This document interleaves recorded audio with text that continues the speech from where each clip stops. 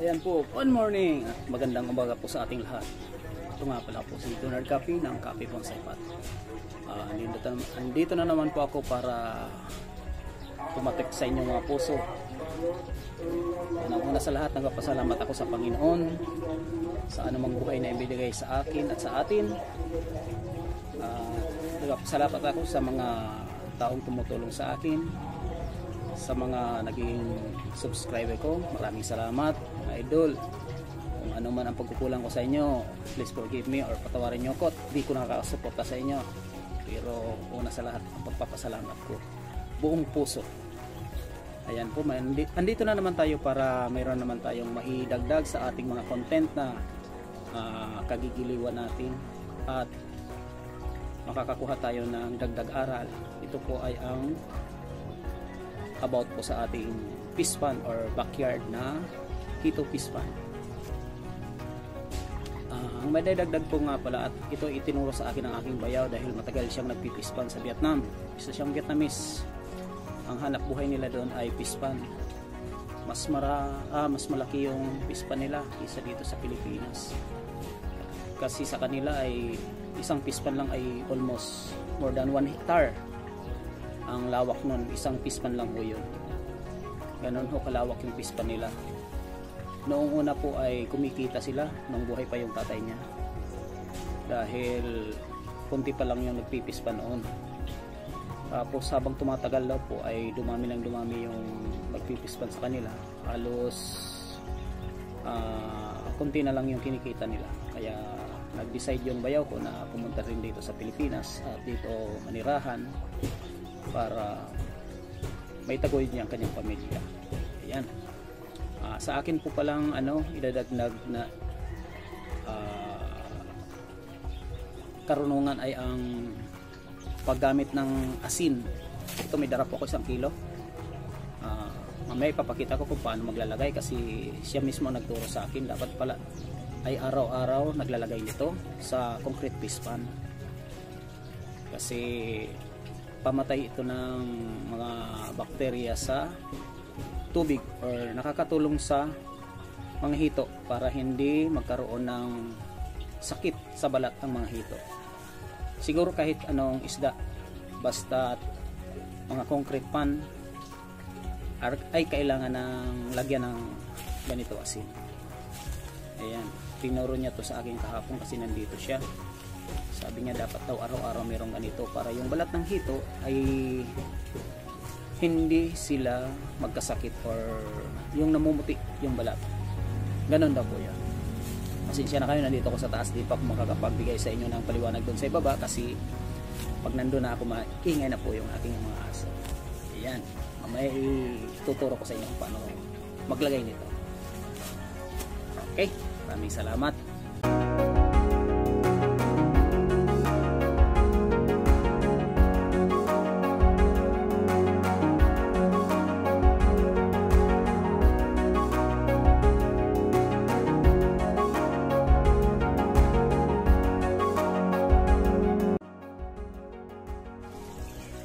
Ayan po, nandito tayo sa ating fish pond. Medyo malalaki na po yung mga hito natin dito sa kabila. At dito naman ay mahigit 1 buwan or mahigit kumulang 1 buwan. Walang po sila. Ito po ay 3 months na po ito.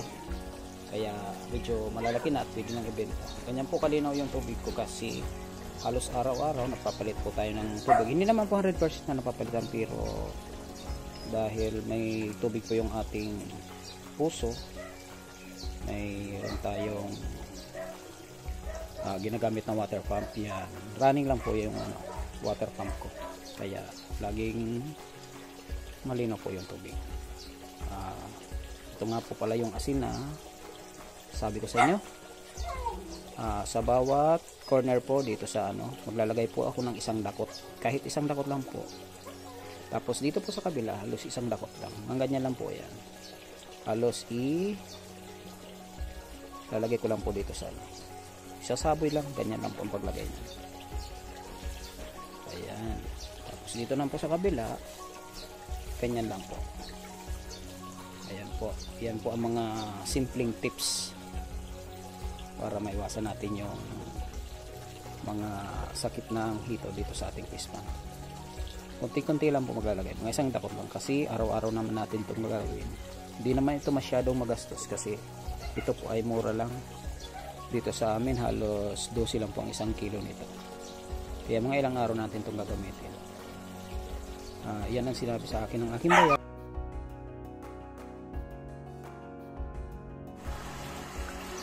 Ayan po, medyo maingay ang aking aso, kaya minsan nahihinto po yung ating pagbablog, lalo na itong ating water pump. So ayan, dito naman tayo. Huminto na rin yung ikot ng ating water pump. Ayan, magpapakain po tayo ng ating hito. Pakita ko sa inyo kung paano. Sa ngayon po pala, ang aking ibinibigay na pagkain ay dito sa fingerlings, ayan, starter lang kasi wala ko ngayong isda. Try muna natin yung mga feeds.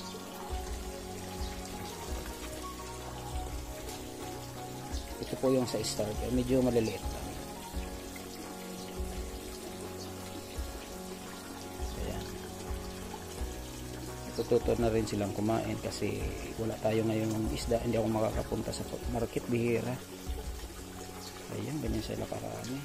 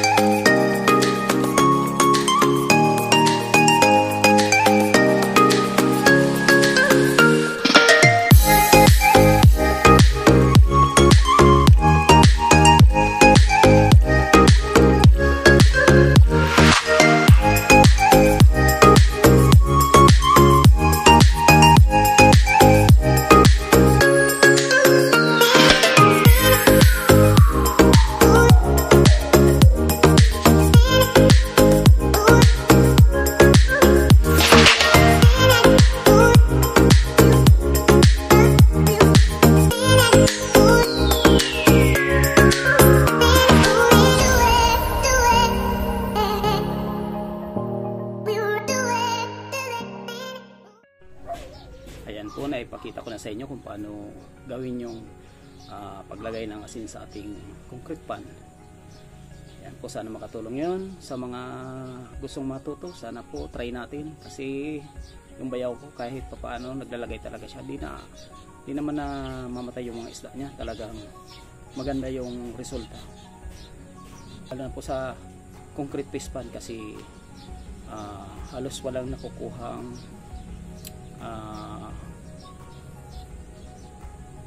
yung halos walang nakukuhang vitamins galing sa lupa yung ating mga hito. Kaya dapat magdagdag na lang tayo ng anumang may dadagdag natin, katulad ng asin. Ayan po, maraming salamat. God bless po sa ating lahat.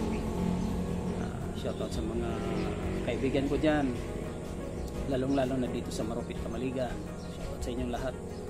Sa mga magulang ko sa Namuat, shoutout. Ingat kayo lagi.